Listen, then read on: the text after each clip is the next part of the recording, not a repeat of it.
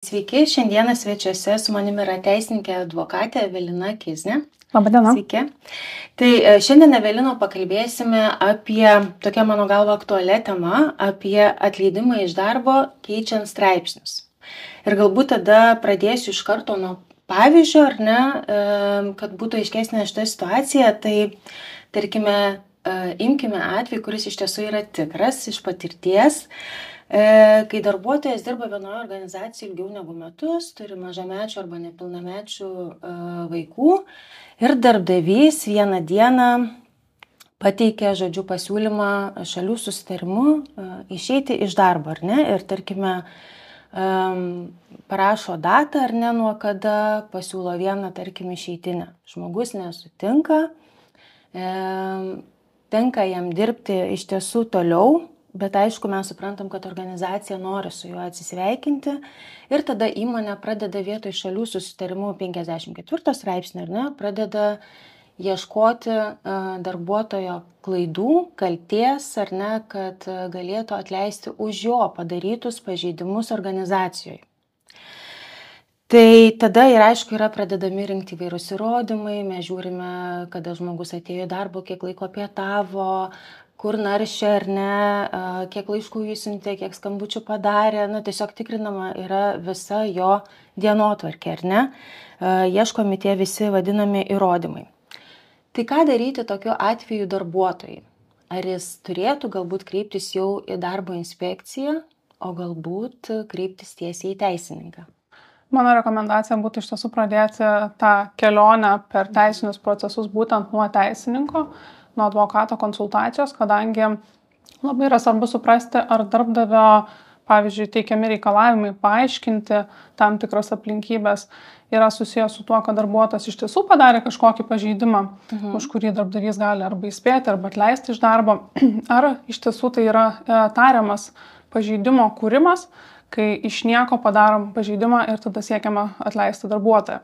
Tai kai darbuotojas gauna konsultaciją advokato ir susidėlioja tam tikrus veiksmus, ką reikėtų tokioje situacijoje daryti, jisai jau gali lengviau eiti per tą kelionę, per teisinius procesus. Nes tas procesas turbūt, kada yra ieškomi iš darbdavio pusės tie įrodymai, taip pat užtrunka, ar ne? Bet ar nėra taip, kad jau mes kaip ir turime tokį įrodymą, kad darbdavys inicijavo šalių susitarimu ir dabar daro viską, kad atleistų keičiant straipsnį? Ar tai jau nerodo, kad darbdavys sąmoningai siekia susidoroti su žmogumi ir galbūt šitų įrodymų jau kaip ir pakaktų, ar dar žmogus, aš suprantu, kad geriausias būdas yra dialogas tarp darbdavio ir darbuotojo, bet šitas atvejis rodo, kad dialogo greičiausiai nebus, bet trečios šalies įsikišimo. Aš visą laiką darbuotojams patariu pirmiausia tai rinkti įrodymus, kurie patvirtintų, kad jie tą, ką sako, tai yra teisybė. Tai jeigu darbuotojas sako, aš pažeidimo nepadariau, tiesiog noriu su manimi susidoroti ir ieško prie ko prikibti, kad mane greičiau atleistų iš darbo, aš rekomenduoju daryti garso įrašus, vaizdo įrašus, kurie gali būti beje daromi slapta, dėl to, kad pagal mūsų Lietuvos teismų praktiką civiliniuose ginčiuose, kai darbuotojas nori apsiginti nuo neteisėtų veiksmų, jis gali viešoje erdvėje daryti, tarkim, slaptą garso įrašą ir tai galėtų būti pripažinta leistina įrodinėjimo priemonė.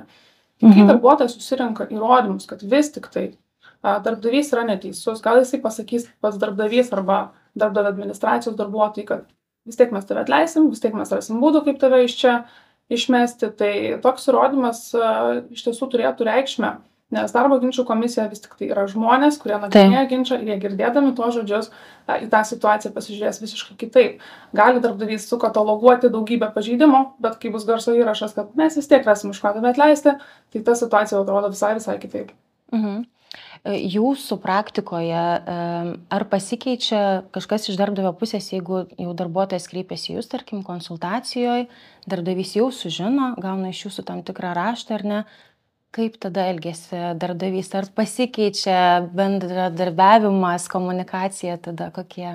Taip, būna situacijų, kai darbuotojai nenori, kad aš kontaktuočiau su darbdaviu, tai šitą atveju palikime, bet kai darbuotojas pageidauja, kad aš susisiekčiau su jo darbdaviu ir, tarkim, ar raštą parašyčiau, ar elektroninį laišką, ar tiesiog skambučiu susisiekčiau, paprašyčiau paaiškinti tam tikras aplinkybės dėl galimai daromų pažeidimų darbuotojo atžvilgiu, tonas visada pasikeičia. Nėra mano karjeroje buvo tokių atvejų, kai darbdavys visiškai nereaguoja tai, kad kreipiasi advokatas.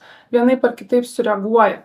Ir dažniausiai darbuotojo naudai. Būna ir atvirkštinių situacijų, kad darbdavys tada pasitelkia ir savo teisininkus, arba jis jau juos turėdamas imasi kažkokių tai veiksmų, kad viską darytų labai labai teisiškai tvarkingai ir atrodytų, kad tikrai tas atleidimas yra pateisintas. Tačiau pats dažniausias variantas tai yra, kad darbdavys vis tik tai supranta, kad jeigu jau kitoj pusėje, darbuotojo pusėje yra advokatas, vadinasi, gresia darbo ginčas, o kad jo išvengtumėm, galėtumėm, pavyzdžiui, susitarti dėl darbo sutarties nutraukimo šalių susitarimų, išmokant solidžią kompensaciją.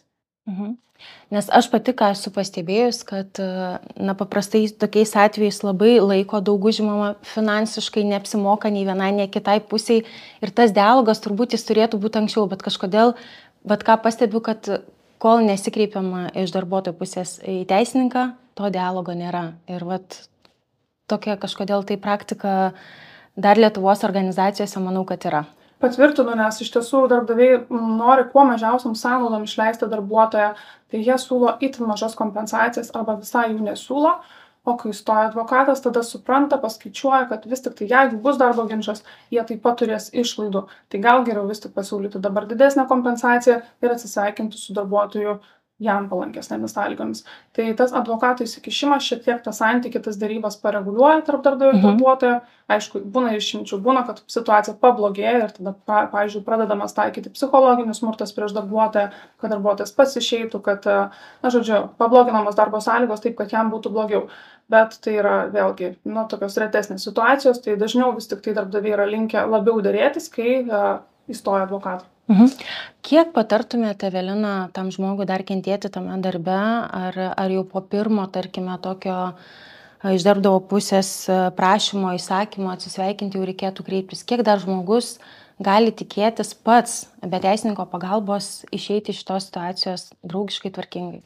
Kiekviena situacija vis tik tai yra unikali ir kiekvienas darbdavys yra, sakykime, skirtingas, ar ne? Jisai gali turėti aukštą bendravimo kultūrą ir gali darbuotojui pasiūlyti vis tik tai išeiti iš darbo labai taktiškai, gražiai. Tai tokioje situacijoje, jeigu darbuotojas nesutinka, jis tikrai gali tęsti pokalbį ilgą laiką, keletą savaičių, mėnesį.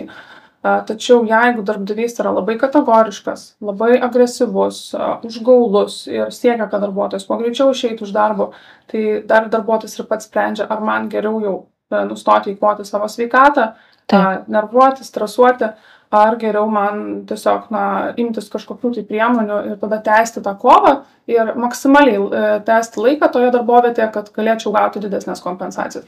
Tai labai irgi priklauso ir nuo darbdavio, koks jisai yra, ir nuo darbuotojo, ar jis lengvai paveikiamas, ar vis tik tai jisai linkęs kovoti dėl to, kas jam priklauso. Ir nuo sąmoningumo abiejų pusių, greičiausiai. Taip.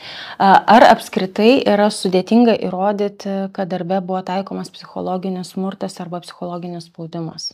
Ganėtinai sudėtinga, tai patvirtinu, kadangi kaip ir kiti momentai civiliniuose ginčuose turėjo būti pagrįsti įrodymais.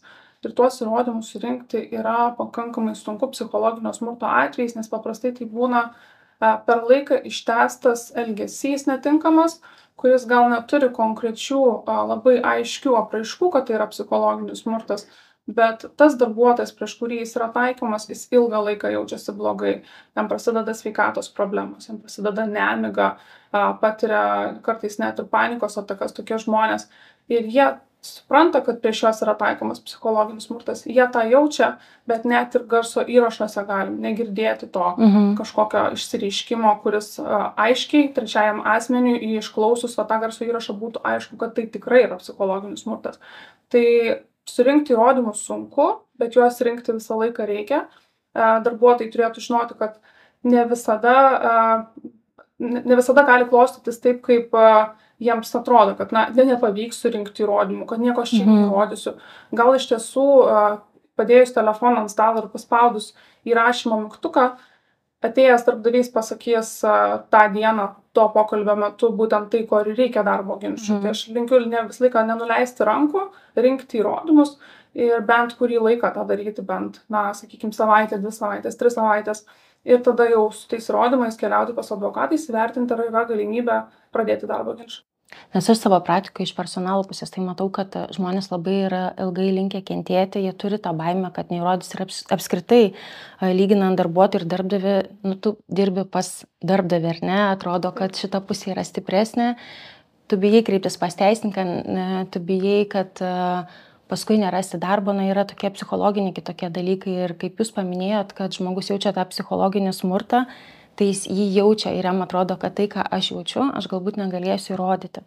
Tai mano yra tokia iš tikrųjų praktika, ką aš matau organizacijose ir galbūt reikėtų padrasinti žmonės, ar ne, kad jie nebijotų ieškoti pagalbos, teisininko pagalbos, kreiptis į juos, neužsitęsiant per ilgai, kol jau visa šita situacija kerta per sveikatą, galima tai pasakyti, ar ne, ir to sprendimo ieškoti greičiau. Taip, tikrai pritariu Jums dėl to, kad, vis tik tai, jeigu mes nieko nedarome ir situacija yra bloga ilgą laiką, tai mes turbūt suprantame, kur visą tai veda.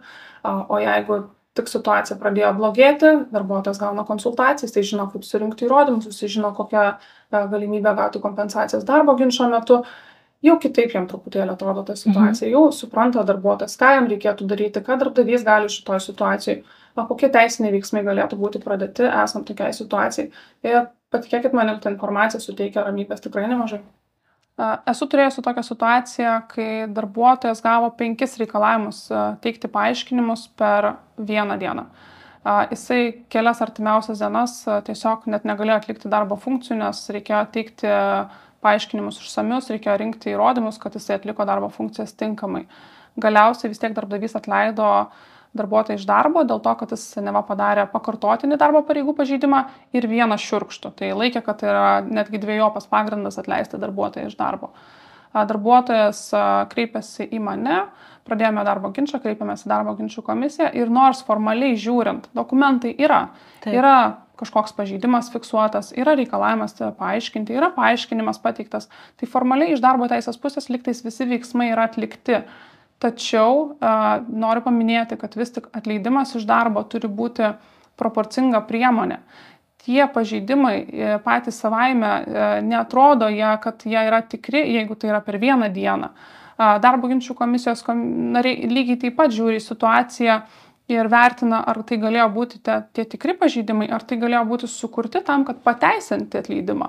Tai šitoj situacijoje, apie kurią aš ką tik pasakojau, darbuotojas buvo atleistas, tačiau jo atleidimas iš darbo buvo pripažintas neteisėtu, jam buvo priteista kompensacija, kuris siekia beveik 20 000 eurų. Su tais pasiaiškinimais, kuriuos labai dažnai darbdavys teikia, jie kartais užima pusę dienos pačio darbuotojo laiko ir jis vien dėl to, kad atsakinėjai tuos pasiaiškinimus, kur reikia irgi surinkti savo dienos tam tikrus darbus, peržiūrėti ar net prisiminti, ką tu darai prieš 2 mėnesius, nes ir tokių būna klausimų, labai atima daug pačio darbuotojo laiko, jis nepasidaro savo esamų darbų ir tada tie nepadaryti darbai, tarkim, jeigu tai yra pardavimų vadybininkas ir tu per dieną turi padaryti tam tikrą skaičių skambučių arba susitikimų su klientais, tu to nepadarai ir tada yra fiksuojamas kaip pažeidimas.